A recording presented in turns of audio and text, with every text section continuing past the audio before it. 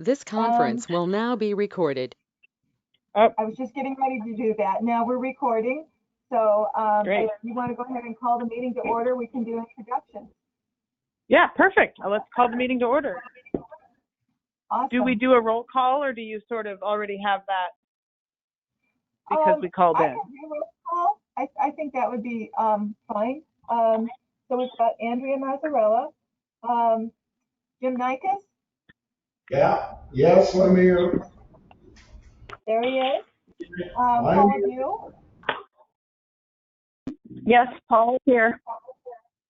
Thank you. I don't see Mr. Magyar yet. For Commissioner Webb.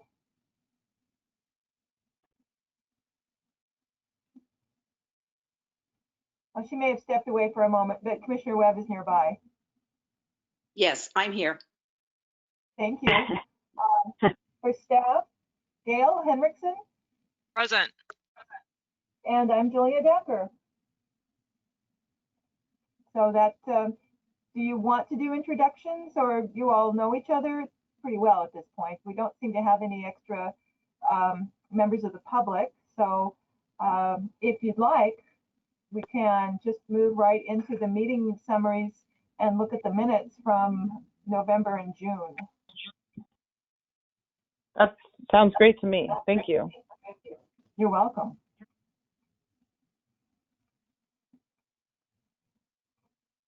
Does everybody have a copy of those?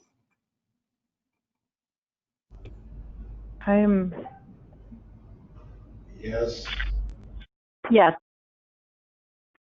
Okay.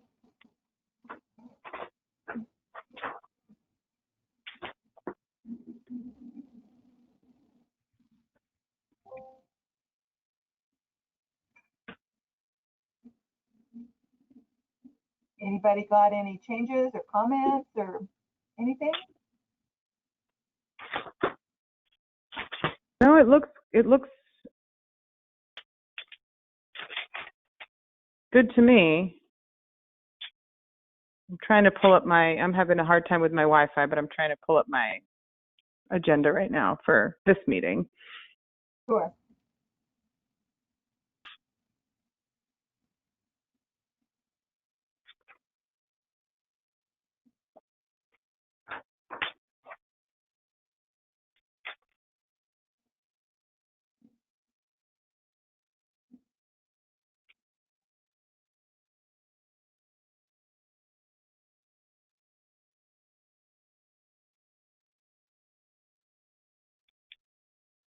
Got it. Haha.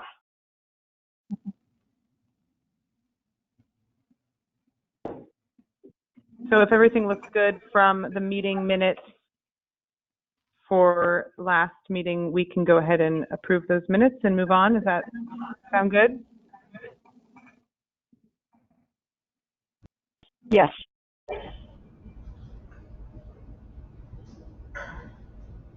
I'm good.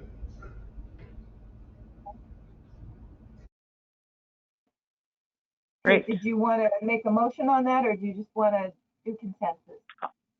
Well, gosh, it's so hard to do on a phone. This is so weird. I'll motion that we approve the minutes from the previous meeting. I If anyone concur. wants a second. Great. I concur.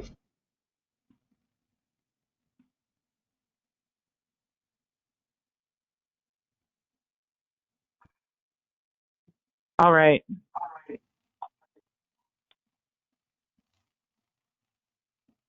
Okay, so it sounds like your minutes are approved. Yes, I believe the minutes have been approved. Sorry, there's a little bit of a delay. This is a challenging technology scenario for me. It's been a learning curve for me as well. Right, I know. Gosh, what a world we live in now. Well, your next order of business was public comment and input from the public. Got it. And so far, you don't have any members of the public. You have your ex officio member, Commissioner Webb. Mm-hmm. Commissioner Webb, did you have any public comment or input?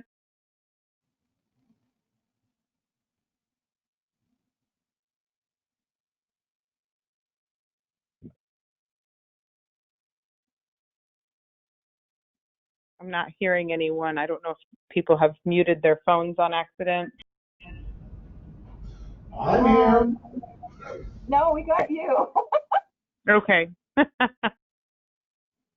I have everyone unmuted, and so people have muted themselves, which is perfect. You know, if you don't have a comment to make, it's a better thing to do than to mute yourself. But it makes it a little bit difficult when you have an open discussion. But Right. if you'd like, then I mean, I'm not hearing any public comment. Did you want to go ahead and move on to review of the Goal 5 worksheet? Yes, I think we should review the Goal 5 worksheets. Does everyone have that in front of them? Yes. Yes. Perfect.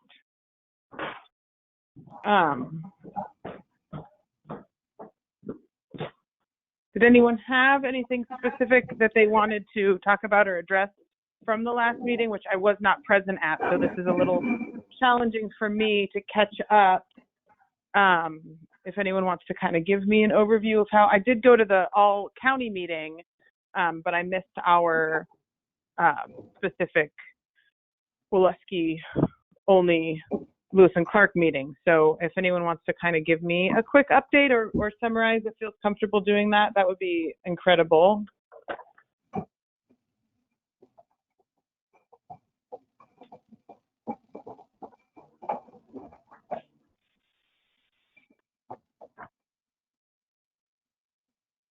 Okay, well, I'd be happy to summarize. This is Gail Hendrickson. I'm the Community Development Director.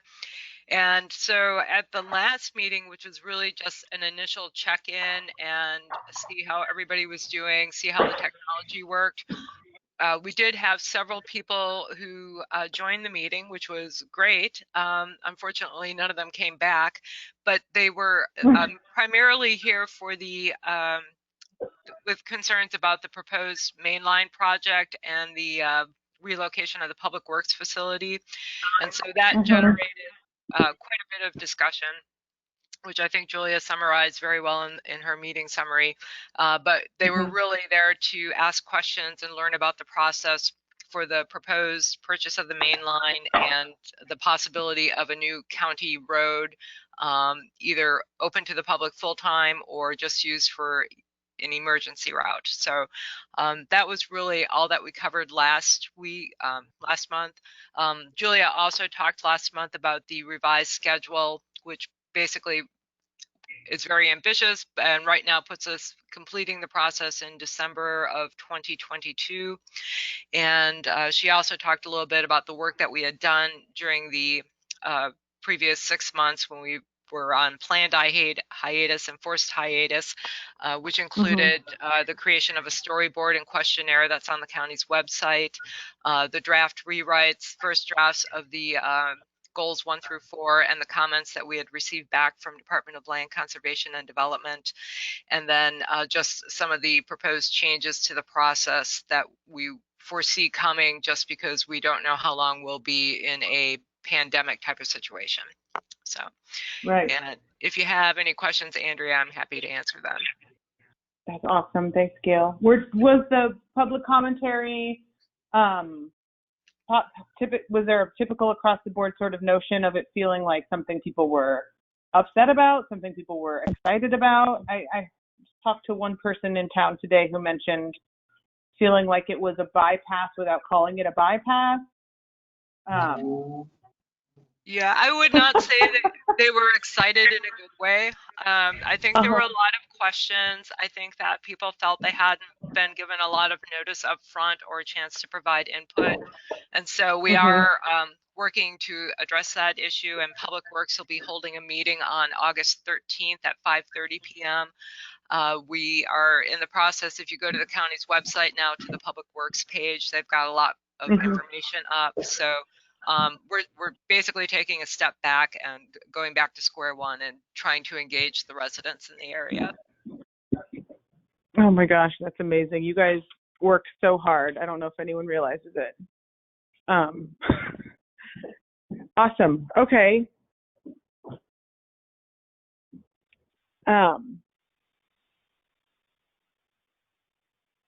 So that was the majority of last meeting. One And I'm thing I would looking- add is I intended to tell everybody last time about the story mapping that Ian has, one of our planners has put on the county website. And with all of the public comment that we were having about the main line, I completely forgot to mention that there is a wonderful link on the county website for goals 1 through 4, and especially some feedback for goal 4 forestry.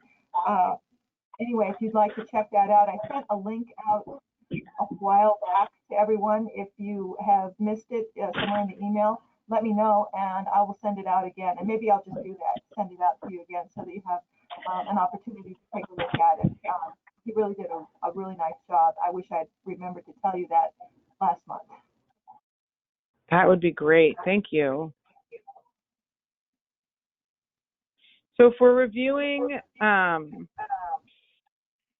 Goal 5 worksheets, do we want to just go through those like line by line and go over them, or does anyone have like a specific item that they wanted to address from Goal 5?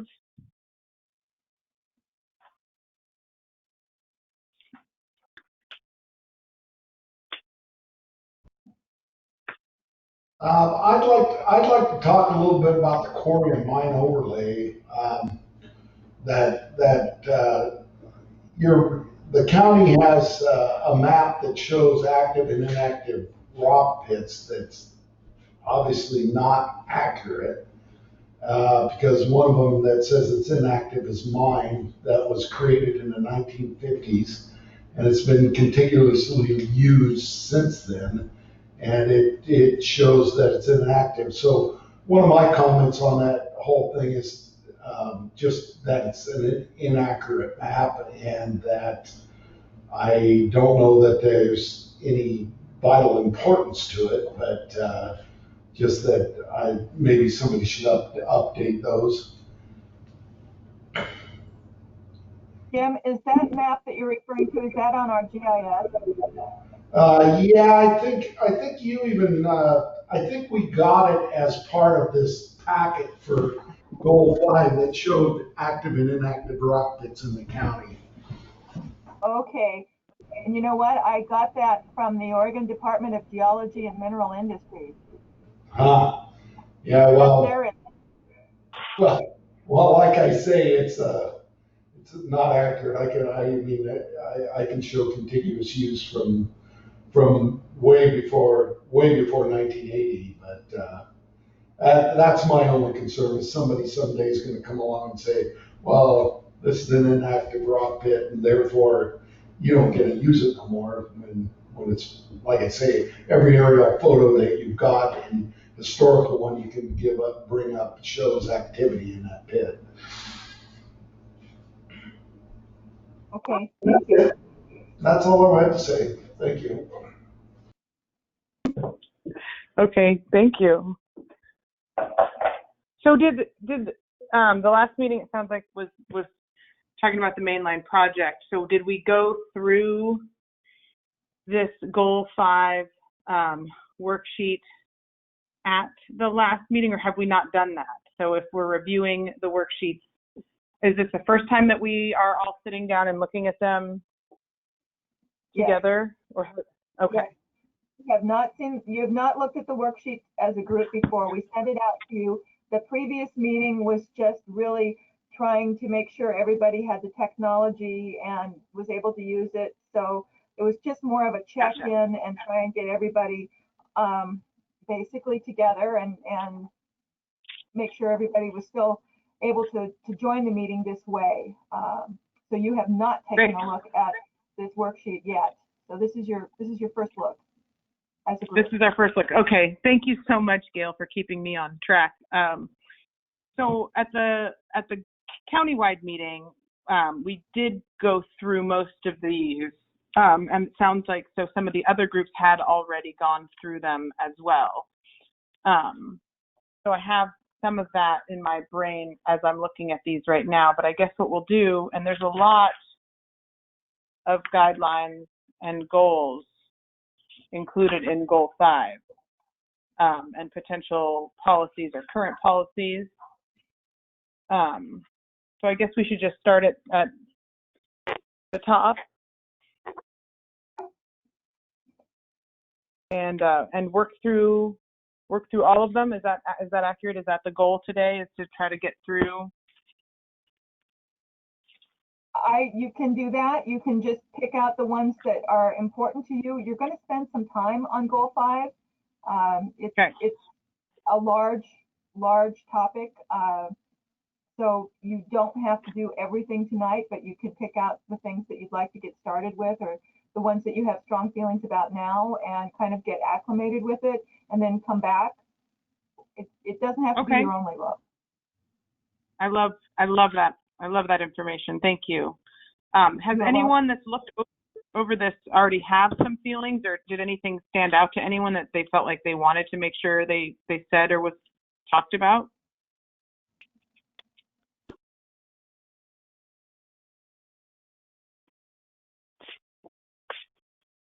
Doesn't sound like it.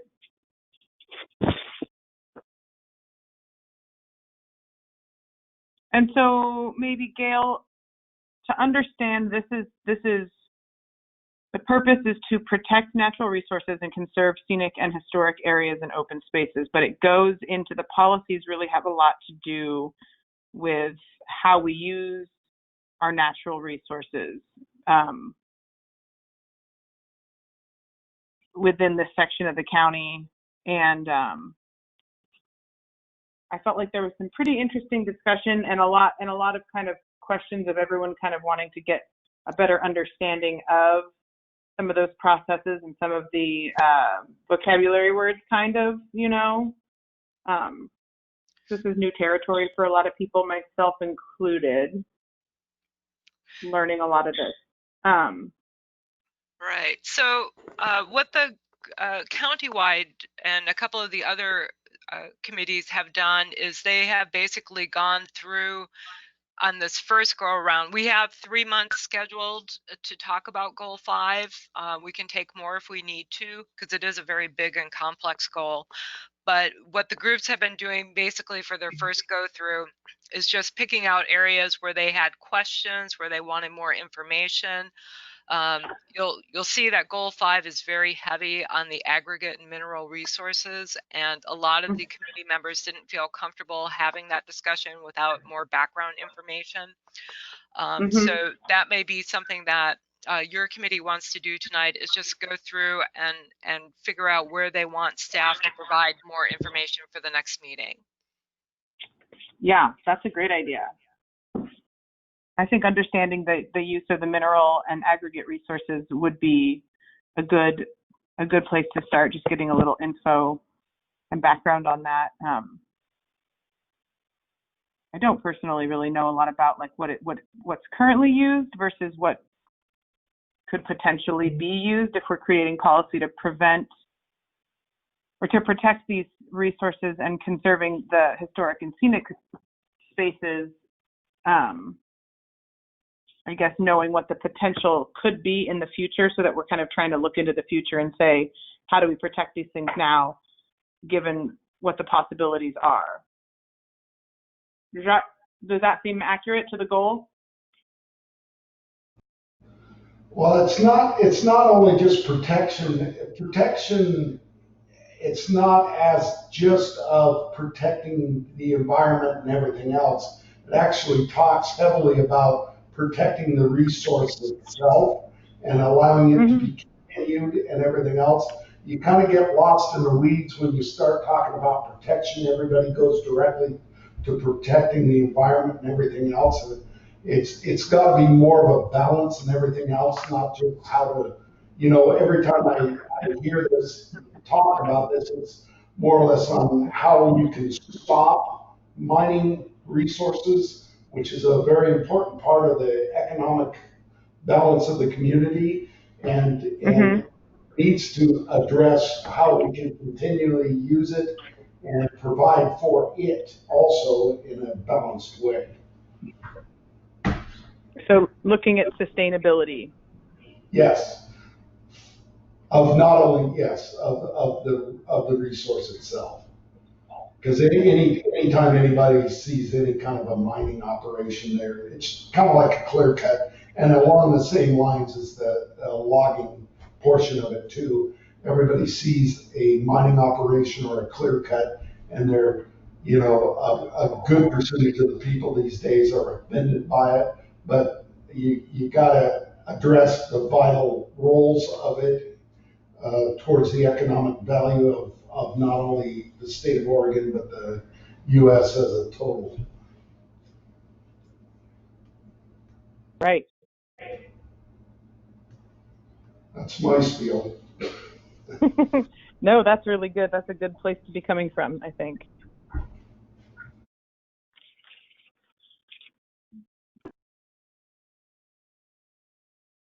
I don't know if anyone else has anything, if there was a specific guideline or policy that jumped out at them, or if everyone wants to kind of take a minute to look them over, or if they haven't taken notes or made notes of other questions that they might have. It looks like there's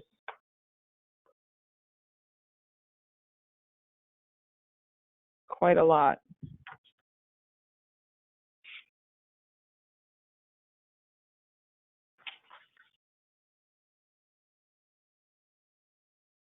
Well, Andrea, this is Paula. Paula, thank you.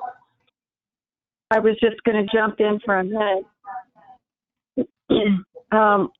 There is a lot in this goal, that's a lot of reading and a lot of information. So I agree with Jim. You have to find the balance and the sustainability that goes with all of this.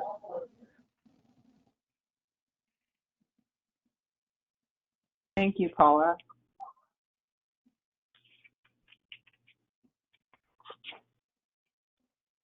Does anyone else want to add anything?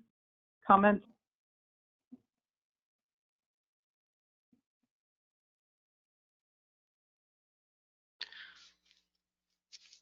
I have another question. Yeah. How long do mineral rights last? Did I miss that in our material? I don't see it. Mineral rights are go with the property, and they're forever. Whoever, you can own a piece of property without owning the mineral rights to it. And a mineral right is something that lasts forever on the properties. Okay. And it seems like, okay.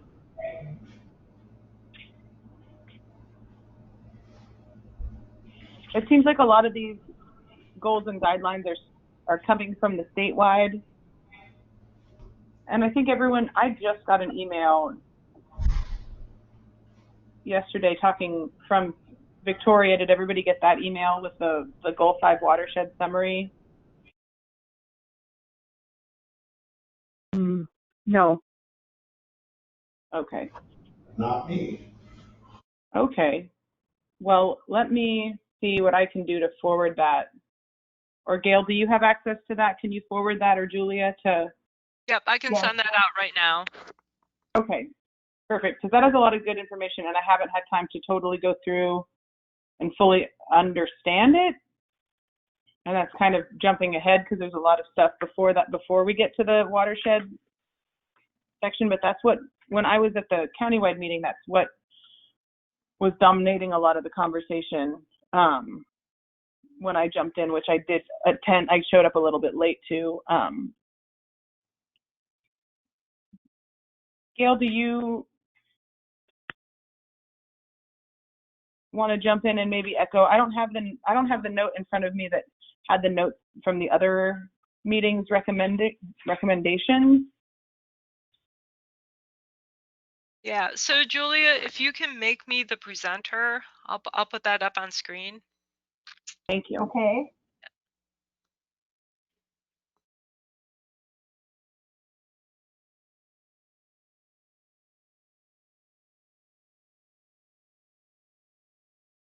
There you are.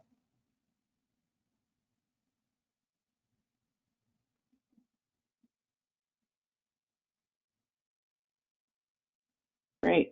And I am not logged in to the go-to meeting. I'm just called in. So I'm like maybe not the best person in the best position to lead the conversation without that visual, but I'm trying to get it right now.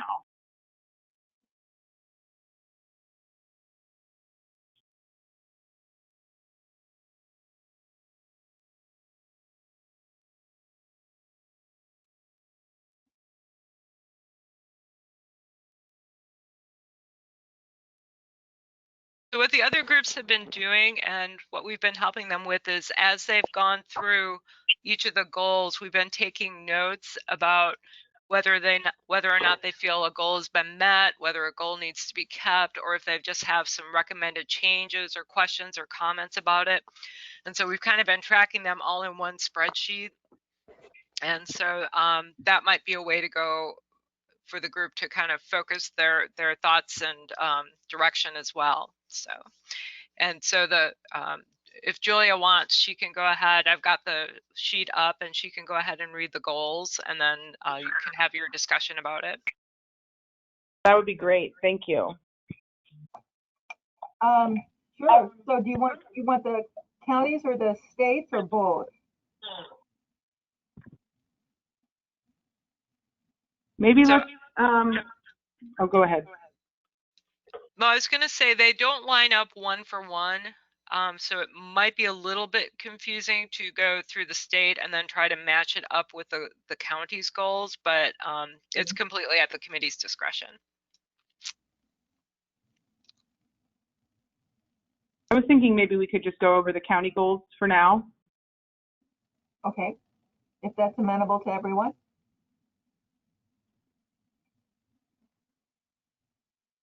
So goal 1 is to protect and ensure appropriate use of mineral and aggregate resources of the county while minimizing any adverse effects of mining and processing upon the surrounding lands and surrounding land uses.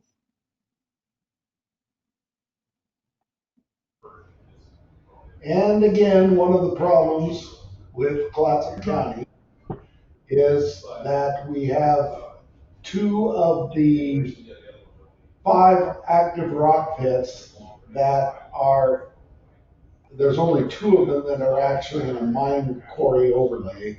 The rest of them are in AF grounds, which is kind of strange to me why when they formed these zones, they didn't put all of the active rock pits at the time into a mine quarry overlay.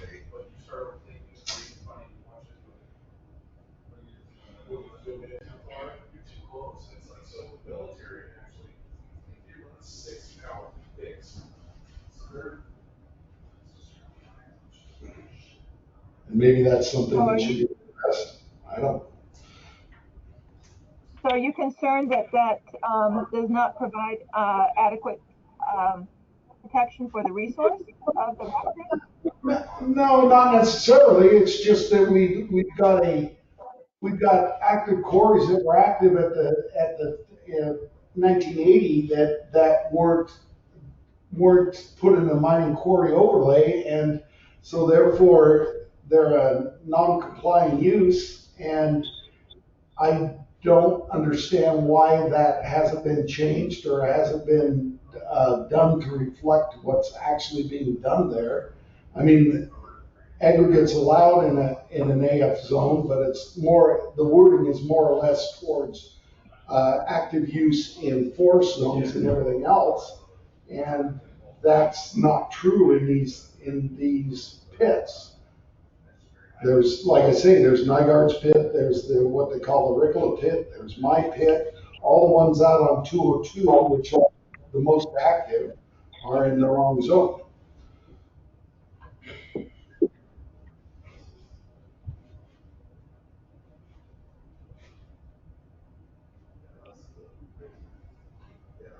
Okay, so would recommending, sorry, go ahead.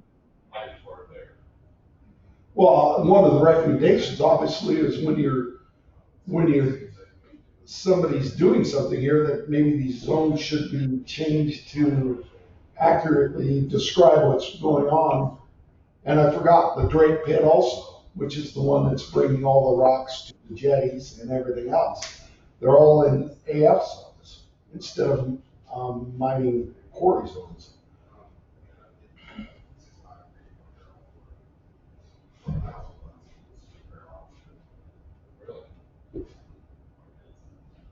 Okay, great. So, sorry, I'm getting a weird echo on my phone. And Andrea, can you repeat what Jim summarized? I couldn't hear him. Sorry. No, that's okay. I'm having a hard time hearing too. It was about making sure that the zonings are appropriate for the uses. I think was the main gist. Is that right, Jim? Yeah, yes, like I say, I'll repeat it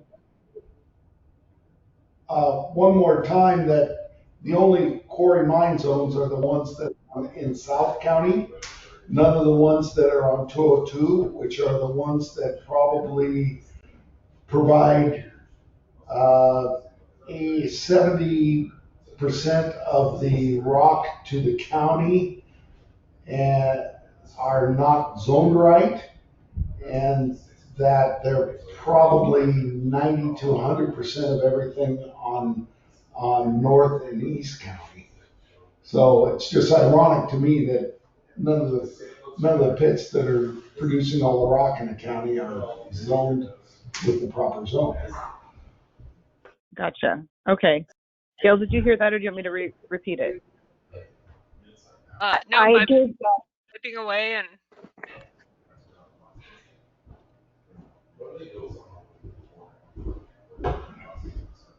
Sorry, say that again. Okay, so I think I captured everything that Jim was talking about, and I've got it in the spreadsheet here. Okay, great.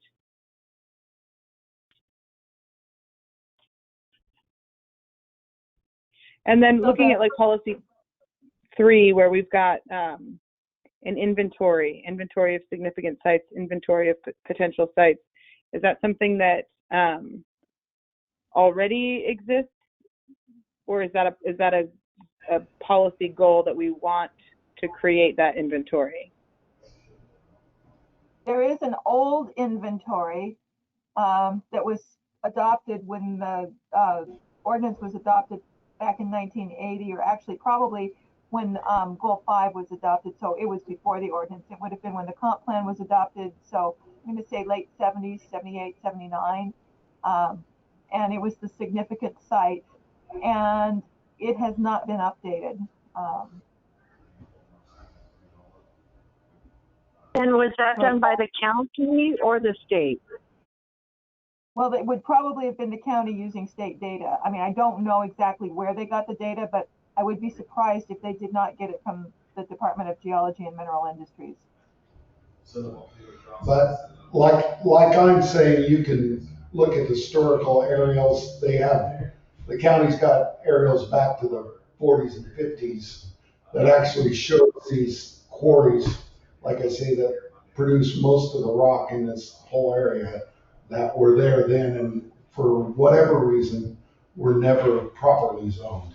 And I would certainly think that you should have things zoned for what they've always been. And I've talked about this for the last 25 years with the county, but this is the first time anybody's really addressed it in a formal way. Okay, great. So that looking forward at policy 10, they do talk about the scope of existing or grandfathered aggregate operations and how those would be established. So that looks like that's a goal to address specifically that issue, Jim. Does it look to you, if you can look at policy 10? Right, that's the one I'm referring to, yes. Perfect. So those look good to me then. The recommended changes, looking at policy 11, to maintain the right to continue.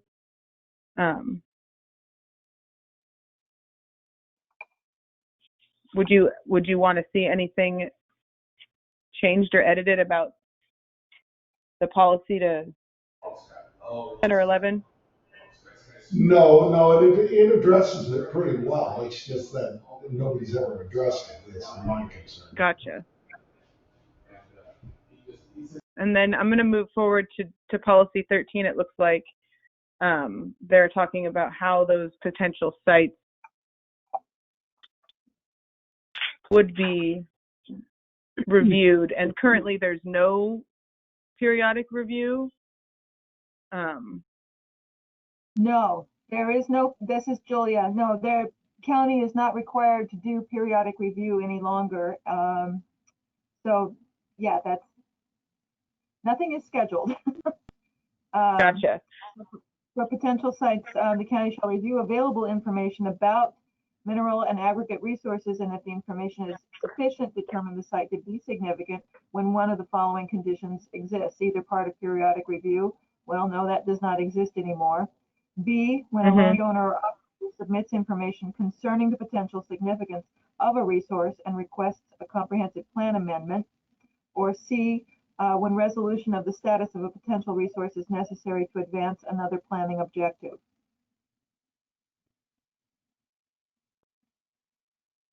Great. So in these cases, even a landowner or operator could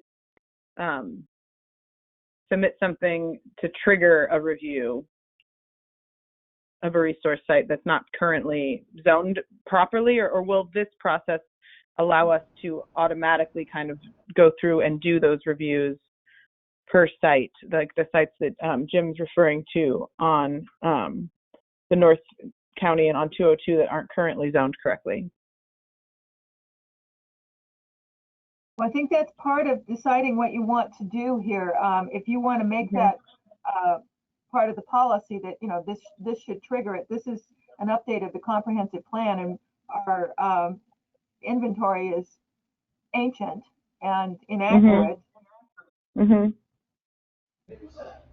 And like, there should be some kind of language that says that it should be updated. Most of these pits are under dogami rules and are registered with dogami and under the federal guidance of dogami, and they're regularly visited and required to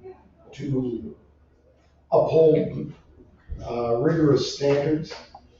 So it should be something that should just be able to be done.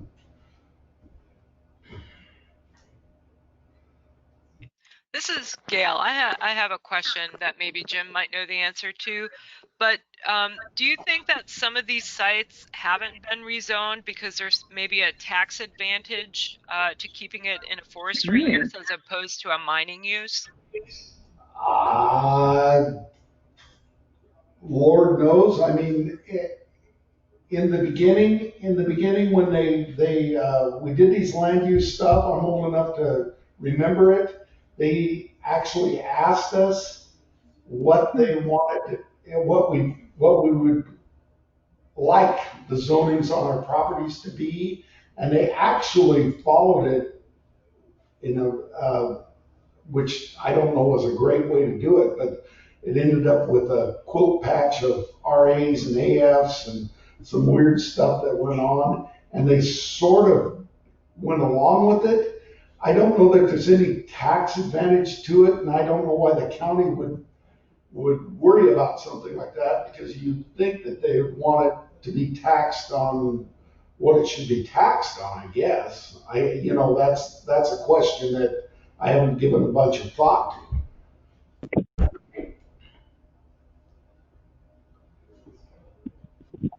Is that something that we can research into to see if I don't know if there's a way to look at what the current tax burden might be for someone doing mining on a exclusive farm use piece of land or whatever, ag land, and if that would change their tax liability? Is there a way to project that potential?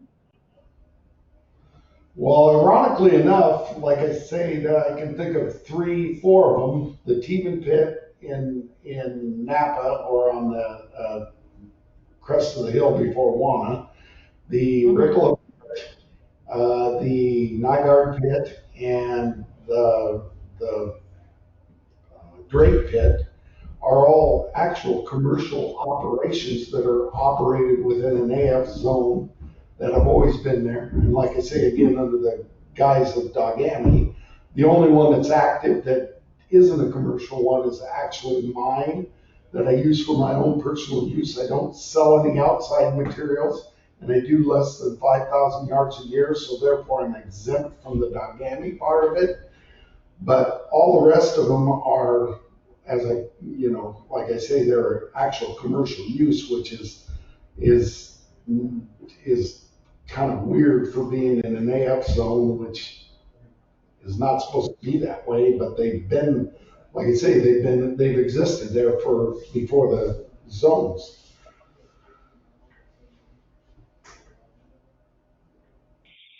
That's interesting. Okay.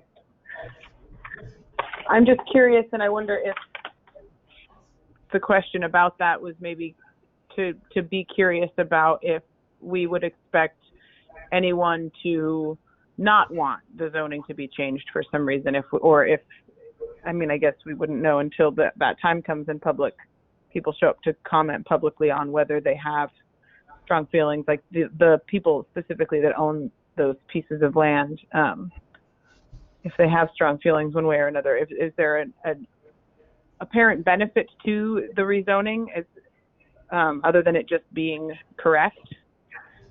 No, it's basically just to be correct.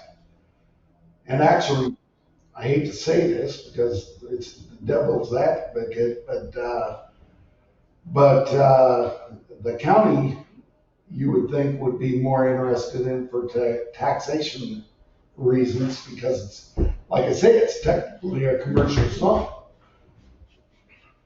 I mean, it's commercial, not a commercial zone, a commercial activity. Right. So could the county be losing out on tax dollars because it's not zoned for the thing it's being used for? I would probably say so. Yeah. So that would be a good thing to get some research on. And most of them, like I say, most of them are very lucrative operations that I don't think anybody's going to have a huge concern about. Whatever. Mm-hmm. This is Julia. I have a question. Maybe Jim knows the answer to this one. In our neighboring counties like Columbia and Tillamook, do we know, because they have quarries as well, are they in AF and F80 zones as well, or are we kind of an anomaly? I have no idea about the other counties, because I don't own anything of significance in there, and I don't have any rock pits there. The only reason I know about these rock pits is because I've been actively involved in a few of them, and like I say, I own my own. But everybody's got different zoning. But part of this policy, like it is, it gives you you're supposed to update this stuff at all time, and this is exactly one of the big concerns that should be updated in the county's policy.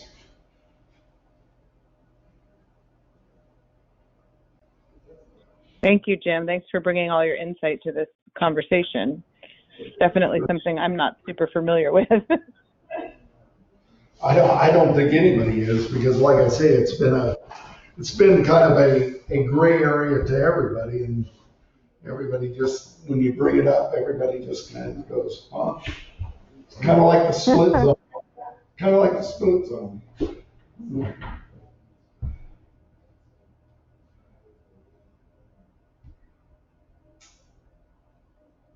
Is anyone continuing to look over these policies as we move forward? Anyone have any notes or thoughts?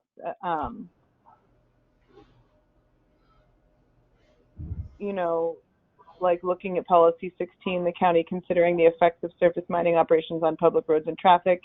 I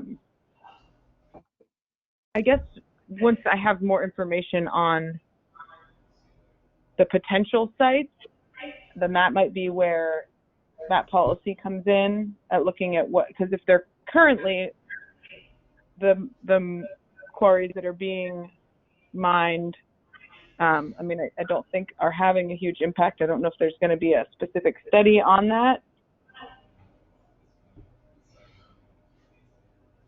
or if it's looking at just the potential sites and proposed routes, etc. Well, one of the things again about mining and quarry, they're all existing old uses, and in order to come in and make a new quarry in any zone is a very difficult thing to do, and it triggers all the things that you think it would trigger. And I don't know that anybody's ever gonna have new ones. And basically, the old ones are where all the rock are anyway, the most convenient rock, or they would have already been in other spots. Gotcha. Thank you.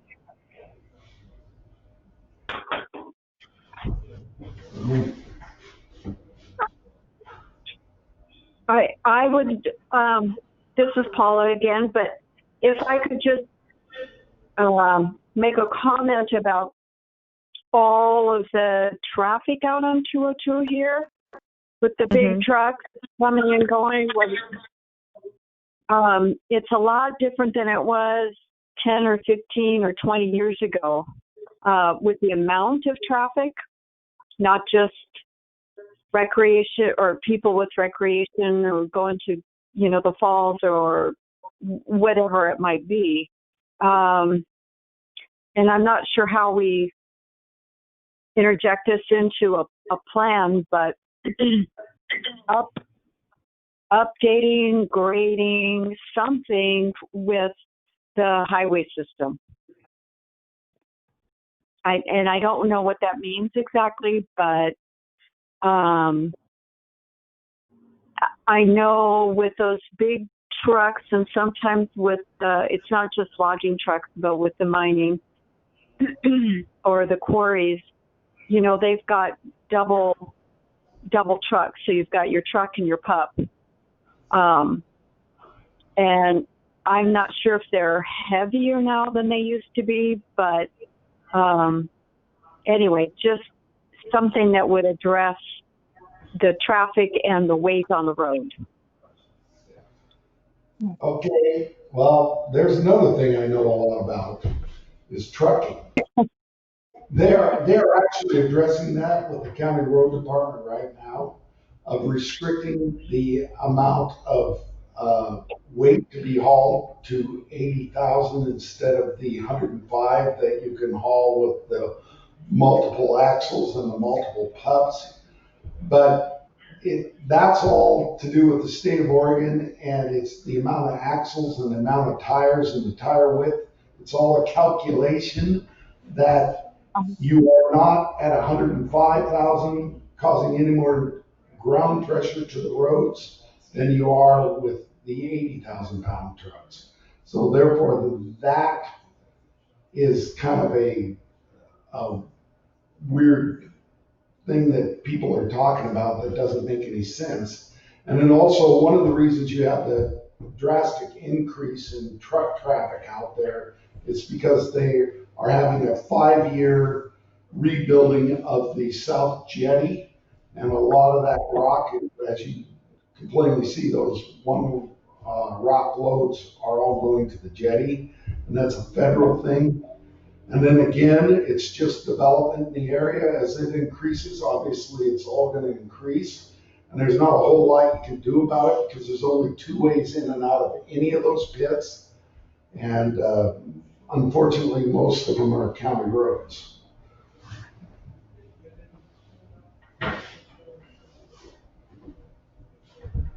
If that made any sense to you. It did, and it does, yeah. Thank you. I wonder if with that use, then, if there's an increased use of those roads by the heavy trucks, if reducing the weight of the truck maybe isn't necessarily effective at reducing the impact that it has on the roads, is there, I don't know if there's a way to do like an analysis of those road conditions, sort of coinciding with Policy 16. And this makes it sound like Policy 16 is more about potential sites as opposed to the sites that are currently in operation, but maybe include something that looks at that and looks at if there are, if there's an increased need for repairs, and what those costs associated would be and where that funding would come from.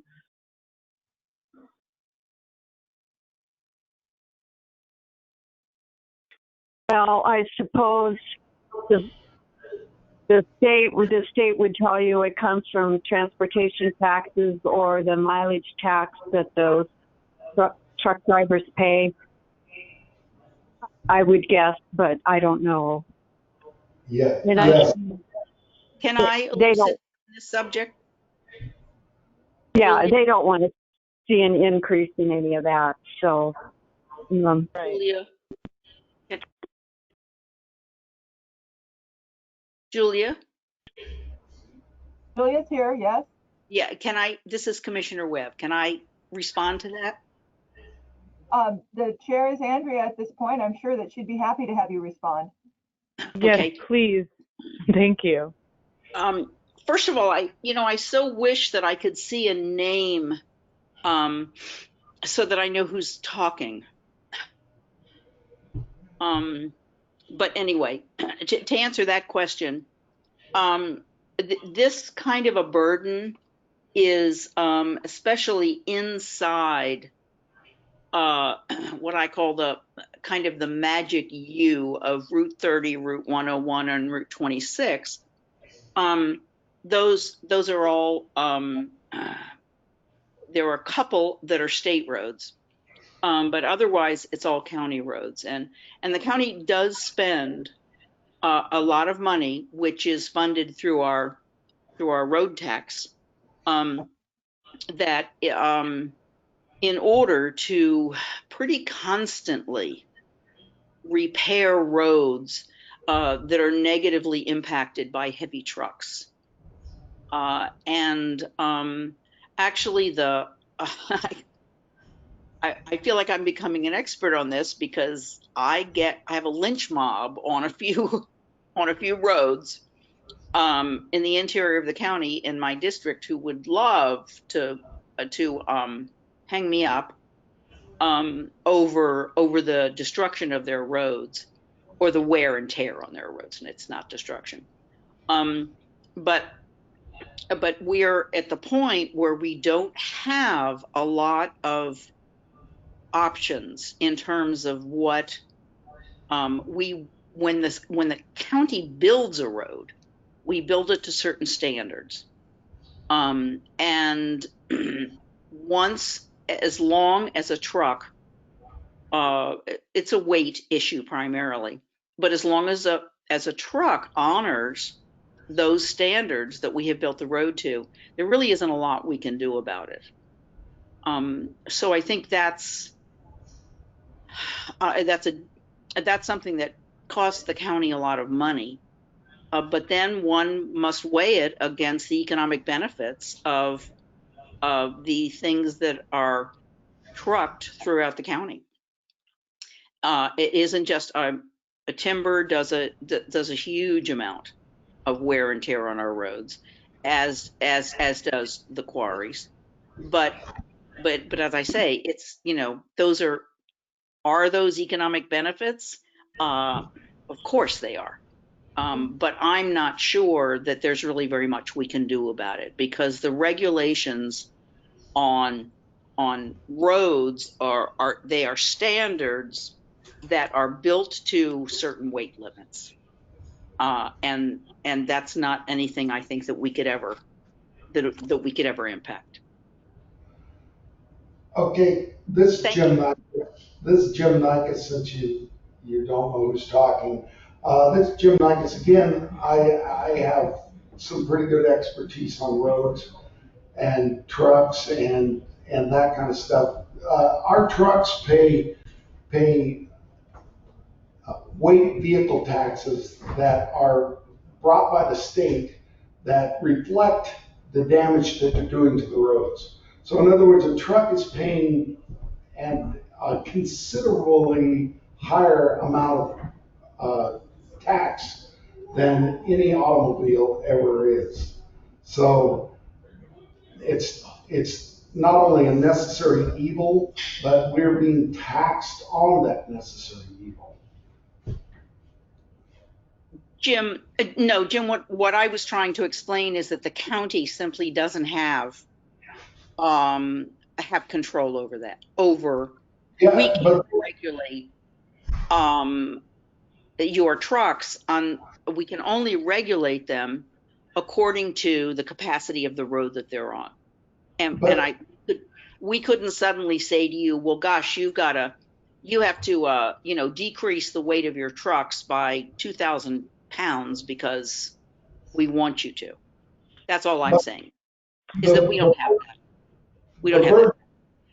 The burden just isn't on the county. The county gets significant tax revenue from the state and the feds, heavy vehicle use.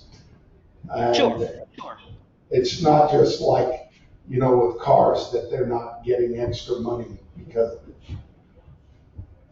Well, for county roads, no, you're right. You're right. Absolutely.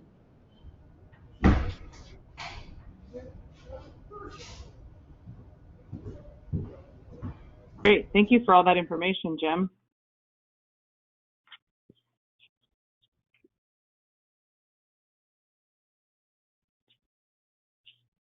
Can I chime in one more time to thank Jim again about the quarry issues? That's terrific. That's something I think we really need to dig into and get smarter about. So thanks a lot, Jim. You're welcome. I agree. Thank you, Jim. This is Andrea. I'm saying thank you also. It's incredible to have your knowledge here for this goal, especially because it is, like I said, something that I don't know much about. So you're really very appreciated. Thank you. I'm skimming through the policies, looking down. Is anyone else seeing anything that's jumping out? I don't want to just call out the things that jump out to me.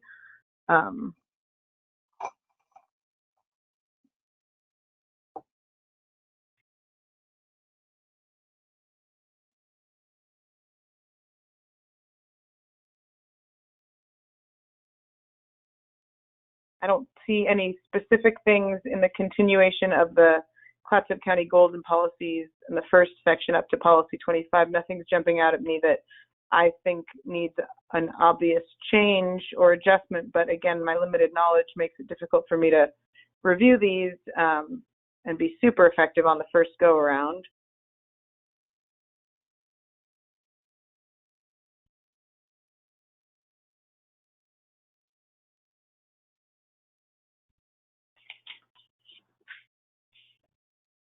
Jim, does anything else on that first set of policies come to your attention that you think maybe we want to give extra attention to?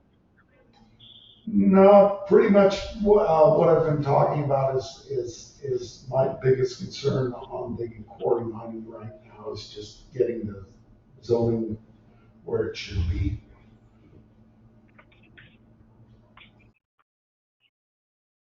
Great.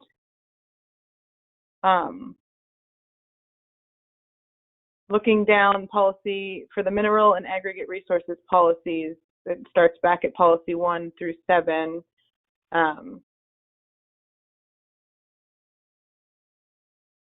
These all look great to me. Again, I'm not seeing any. I see county recognizing the need for a detailed study of the county's aggregate resources. Policy 2, the county developing a quarry and mining zone to protect aggregate resources. What does it mean to protect important resource areas? Just to protect them, to reserve them for the use of quarry and mining as opposed to them being used for something maybe less efficient? Again, this is Jim Likens.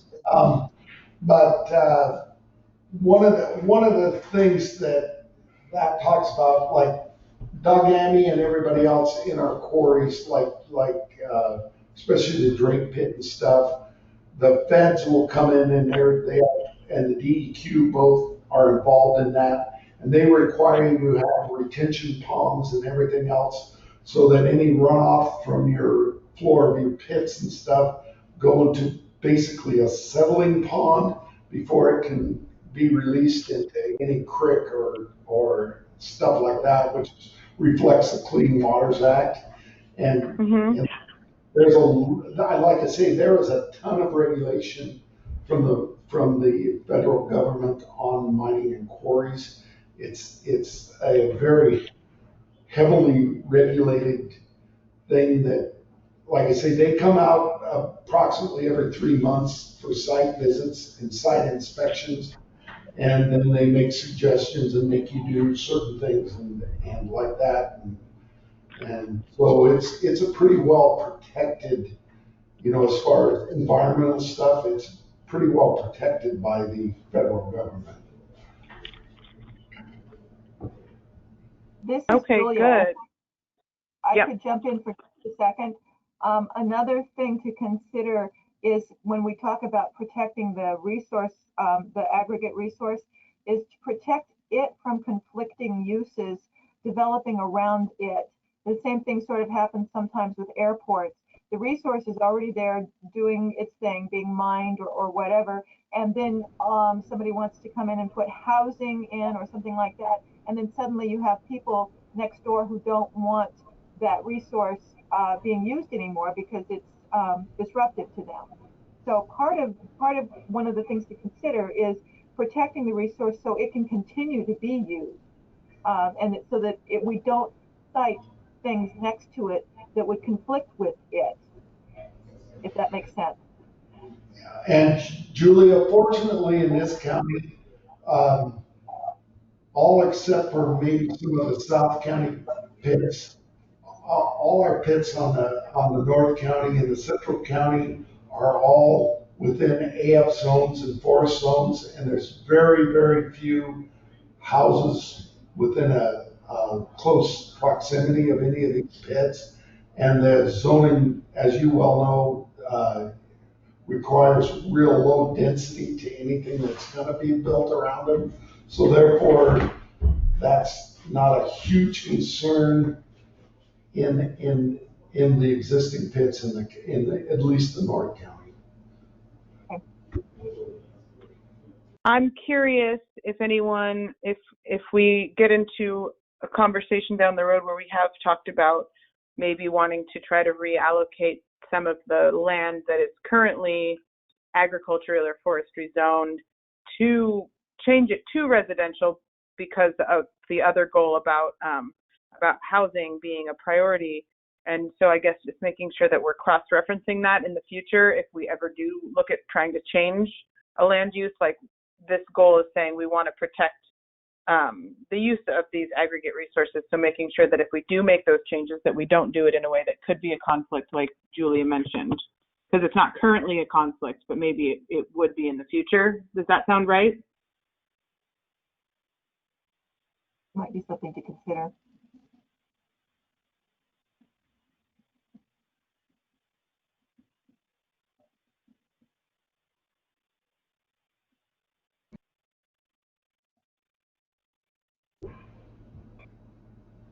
And like I said again, most of our aggregate resources are basically out in non-populated areas, and the only I believe the only zone changes, of course, that's a different subject for a different time, is the immediate more towards the Jeffers Gardens area and that kind of stuff that maybe somebody rezoning. But I don't think, as far as its quarries, I don't think there's ever going to be a huge issue of population growth that's going to affect them.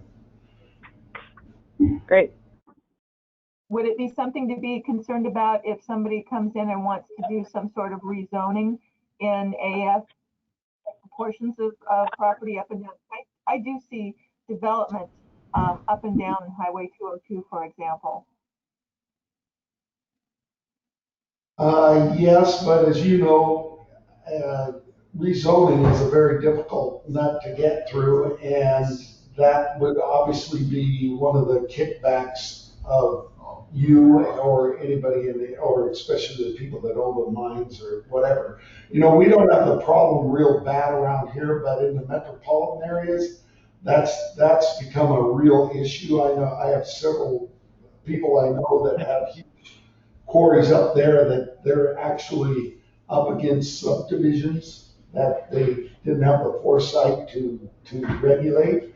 But obviously, when somebody goes to do a zone change, the language and everything to do a zone change is going to probably prevent that from happening. Okay. Great. I'm gonna, if it's okay with everyone, I guess it's 10 after 7, and the agenda has us at 7 allowing another section for public comment and input. But since we don't really have many more public attendees, do you guys want to move on and talk about the energy source policies and just keep going, or do you feel like this was enough content for this meeting? I mean, I feel like I could keep going, but it's totally up to everyone.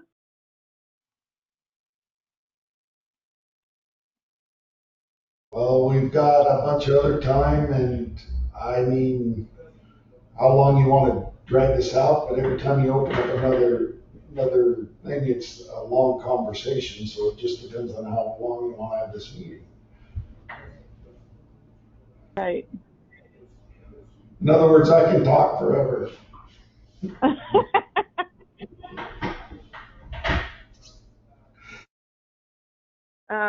Well, let's just look at the energy source policies and see how much time we have left before. I do like to keep things on schedule, and it looks like the meeting's supposed to end, around 7:45 or so we could keep going a little bit. Looking at policy 1 for energy source policies, development will not be allowed to impair the feasibility of potential wind generating facilities as sites identified appropriate for such generation. I have a question about, is the county, I don't know if Gail or Julia can answer, is the county currently doing an inventory or a feasibility study of potential wind generating facility sites right now?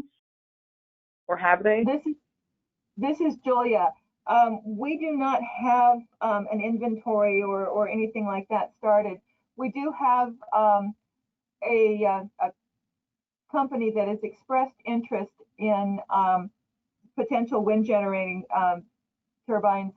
They are starting out with an application for a meteorological tower up on Wickiup Ridge, and that is going to be how they determine whether or not it's feasible for them to pursue placement of wind turbines in that area.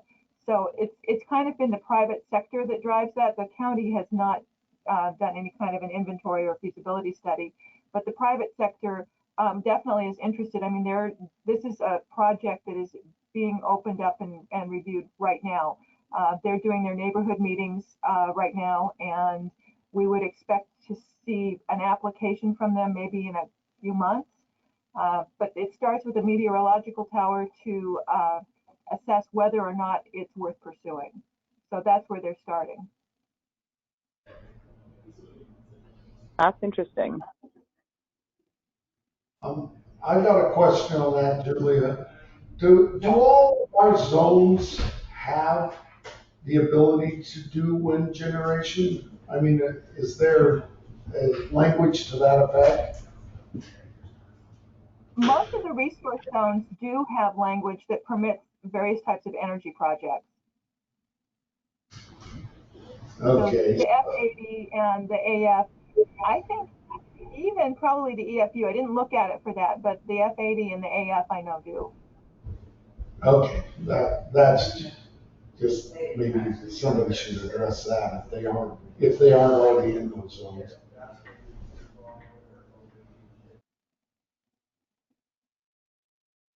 So potentially in this site, if in the one that's currently being looked at, there's nothing in the code that would prohibit that use, as far as we know.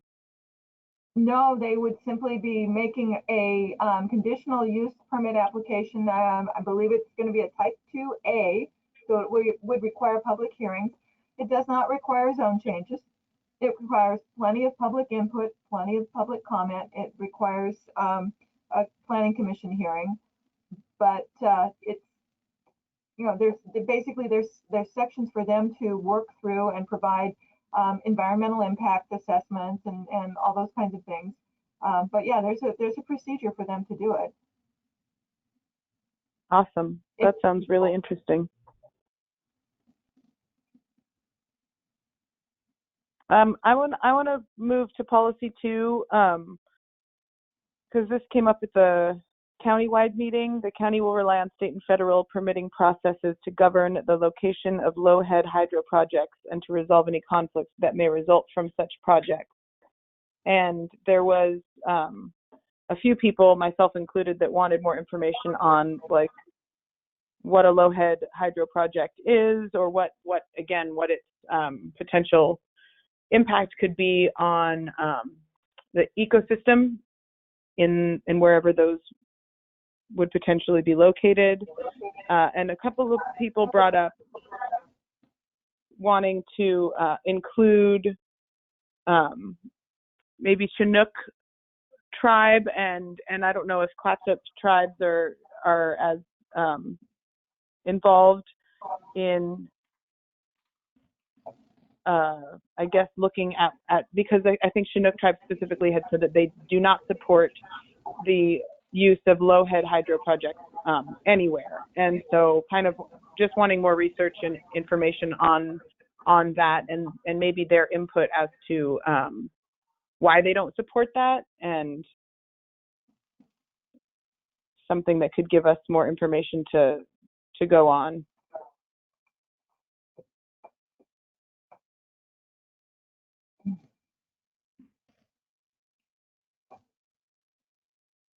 Does anyone else have any thoughts on that? Jim, do you know all about low-head hydro projects by chance?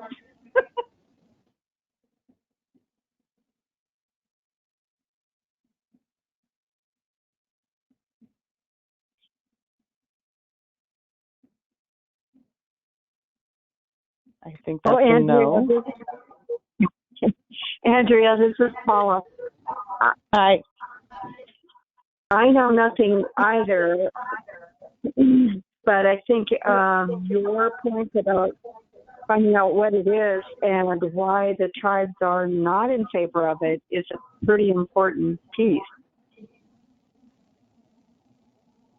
I agree. I would love to get that information before we start really looking at that policy. Yeah, and relying on the state and federal permitting process doesn't feel very good to me on this particular policy. The state may be, the feds, you know. Completely agree. Yeah, and maybe not even the state necessarily. I don't know if that could be something that would be a permitting process through the county, similar to. Yeah, sorry, go ahead. Is there something that has triggered this?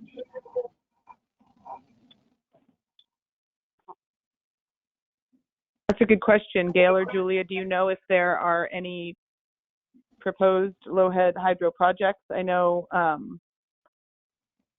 looking down at policy 5, it was addressing if the city of Astoria intends on constructing a hydroelectric facility that's bigger at Youngs River Falls, and the question was, is that something the city's even looking at still? Are there any other private sector companies looking at hydro projects in the area? Is this something that we need to urgently create some policy around? This is Julia. We, to the best of my knowledge, have not received any inquiries at all, and I do not know what a low-head hydro project is either. but I'm not aware of any inquiries. We haven't been approached by the city of Astoria on anything. I mean, they've got, they have their watershed, and they do have a small power generating facility there that just basically runs their dam. But that's all I'm aware of, and that's been in place for years. Yeah. And this is Gail. So the way it was explained to us at one of the meetings is that a low-head hydro project is basically a little dam, sometimes as small as 2 feet tall, that are used in streams or irrigation ditches to generate electricity.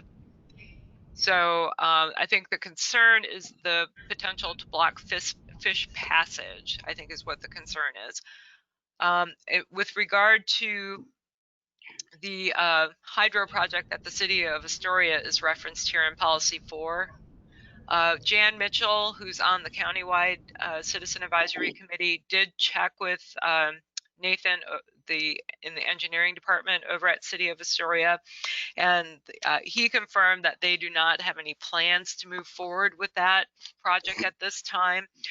They do have the water rights, and that's what they do want to hang on to, even though they've got their watershed out to the east, but they still want to hang on to the water rights over in this part of the county by Youngs River. So. Awesome, thank you. Is there any reason why? Commissioner Webb, can I Yes. Can I input a little bit with this?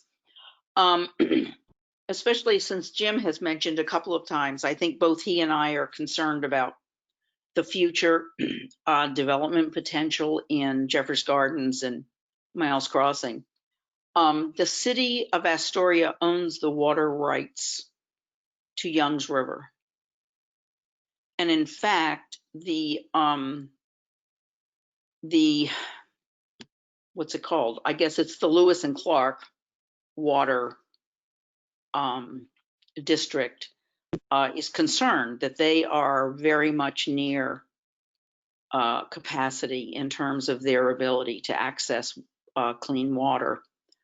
So this may be something that, especially in this group, could kind of be put on in the bucket to talk about, because water rights in this area, water rights in Oregon are extremely complex. They are in most of the states where I've worked, but the water rights issue is really huge, and I'm hoping that that we can, as I say, kind of put that on this group's agenda to talk about. Thank you. Okay. Yeah. This is Jim Nikas. I have a little bit of expertise in that one too. Astoria has enough cubic feet of water to for a town of more than 100,000 people available on the Lewis and Clark River. And ironically enough, we've actually approached them about doing some things about it, and they are unwilling to give up any of that water to the Lewis and Clark Water Department or anybody else, which seems kind of ironic to me that they can do that. But under state law, the way it is now, that they have the total right to just hoard that water as long as they want.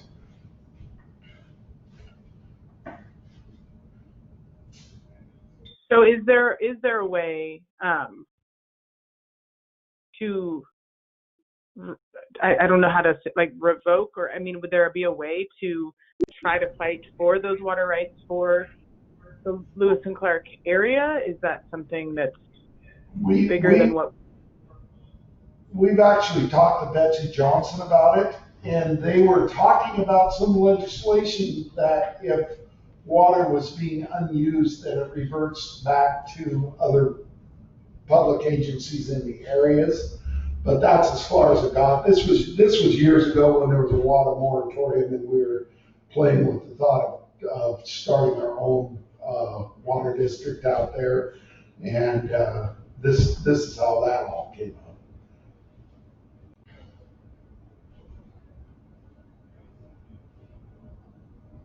But I don't know if there's anything you can do at a local level. I doubt it. I think it's a state level thing. It's in the state statutes. Okay, this is Gail again. So I found the email I was looking for from Jan Mitchell, and she said that in her discussion with the Astoria city engineer, that his take on releasing the water rights would be only if there was some sort of a regional group formed, and if the release of the water rights would be used to fix some sort of regional problem. So that seems to be where Astoria is at on their thinking on this right now.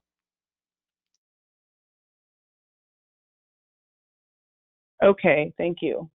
So if there were a regional issue, or yeah, I'm just curious if that was a conversation that Jim was referencing about wanting to create their own water district in Lewis and Clark, and if that just sort of petered off because it seemed too difficult to get the rights from the city, or if it was just something that isn't currently a priority. I don't know if trying to develop more residential and housing and stuff out there, if that would change that. So I know we kind of got into public works and the sewer and stuff like that a little bit in Jeffers Gardens area, but I'm just curious if this is something that's going to come up, or if this is something that seems like a non. I mean, like Pamela Webb said, it's probably going to be one of the bigger topics.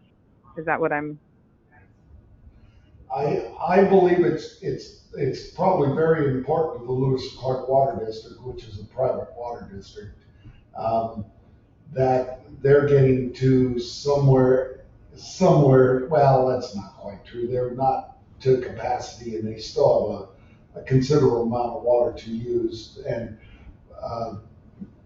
but like I say before, that this was an issue, and Betsy had brought up the fact it was before they created their filtration plant and everything else. And they actually had a moratorium, which some of you may remember. They had a moratorium for 4 or 5 years where you couldn't do any more building. But then they figured out that they did have capacity, but someday that's going to probably come to an end. But I don't know if it's anything we can do at our level. Can I be a pushy commissioner here? Yes. This is not going to go away because, with the help of people like you, Jim, I want us to take a very close look at what's going on in this area, and I'm not gonna walk away from this. I think that it's one of the several places in the county where we basically have an urbanizing area that we need to talk about, and we need to provide planning for services, et cetera. So I'm going to keep yammering at you all about it. I'm sorry, but I'm a yammerer. So. And Commissioner Webb, I think that maybe you ought to open a dialogue with Betsy Johnson about it, because I'm sure she probably remembers this. This was probably 5, 6 years ago, but I'm sure. Great, thank you, Jim. I certainly will. And I'll probably I hope I'll have a much larger dialogue with you about some of these issues too. Thanks so much. Sure. Yeah, thank you. I mean, I with the little amount of knowledge that I have, it just makes sense to me that the community that lives near that water source would have the rights to the water. It doesn't make sense to me why the city. I mean, I get it with the city wanting to have the control, but it doesn't seem like Jim said the city we have tons of water. I don't think there's a a reason for that that could potentially cause issues in the future for Lewis and Clark to not have the rights to to water that exists on that land, you know? I agree.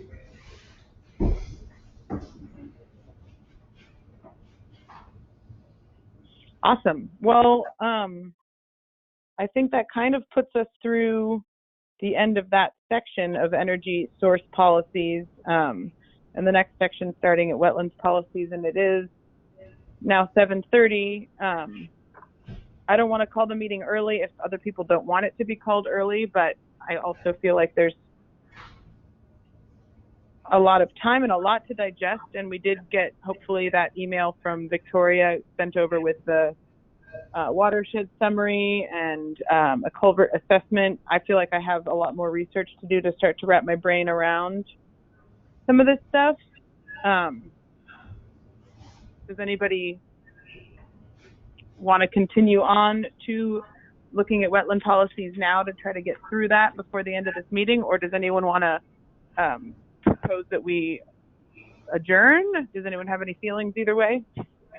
Well, wetlands, if you're going to start talking about wetlands, we're going to be here till midnight because I got a lot to say about that.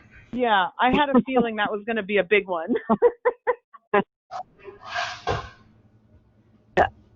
This is Paula. I agree with you, Andrea. There's a lot here to take in, and I would be fine if we close the meeting for tonight and had a chance to regroup. Okay, so look, moving forward on the agenda, the last thing kind of before the closing comments, we have established regular meeting date and time.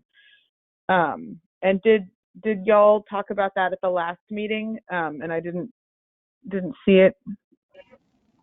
Yes, I thought we agreed that sticking to this Thursday was still the plan. This is Julia. So we just kind of basically settled on this one tonight, and I was looking for input regarding what you want to do going forward. If you still wanted to meet this late in the day, if you wanted to move it up, if you wanted to change dates or anything like that. So, you know, I did a doodle poll last time, and this was the best time and day of the week for most people. It did not work for Mike Magyar. But please, you know, take a look at it. Let me know. Do you want another doodle poll, or do you want to just, you know, discuss it? Well, evenings are always the best for me because I'm very busy during the day, so these work perfectly for me. So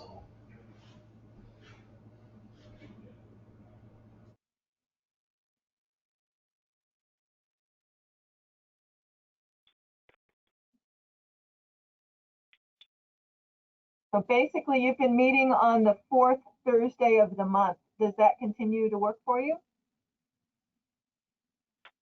Yes. Works for me. That works for Andrea. And did Paula say Do yes? we want? Yes. Okay. Do we want to check in with Mike and just make sure that there's not an ongoing conflict for him? And if he's good, we could all agree to continue to meet on the 4th Thursday at 6 p.m. Okay, I'll do that. Awesome. Well, in that case, I think that brings us to any closing comments by anyone.